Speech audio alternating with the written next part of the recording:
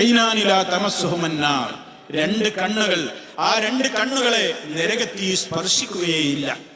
അതിലൊന്ന് ഐനുൻ ബകത് മിൻ ഖശിയത്തില്ലാഹ്, അല്ലാഹുവിനെ ഭയപ്പെട്ടുകൊണ്ട് ഒലിക്കുന്ന കണ്ണുനീരുകൾ, അല്ലാഹുവിനെ പേടിച്ചുകൊണ്ട് കരയുന്ന കണ്ണുകൾ നരകാഗ്നി സ്പർശിക്കുകയില്ല എന്ന് മുഹമ്മദ് മുസ്തഫ. നമ്മൾ മനസ്സിലാക്കണം, പാതിരാവുകളിൽ ഒറ്റയ്ക്കിരിക്കുന്ന വേളകളിൽ നമ്മുടെ പാപങ്ങൾ ഓർത്തുകൊണ്ട് കരയാൻ നമുക്ക് സാധ്യമായാൽ അത് റബ്ബിനെ ഭയപ്പെടുന്നു എന്നുള്ളതിന്റെ തെളിവാണത്. അള്ളാഹുവിനോടുള്ള ഭക്തിയുടെയും ഖുശൂഇന്റെയും കറകളഞ്ഞ രൂപം അതാണ്.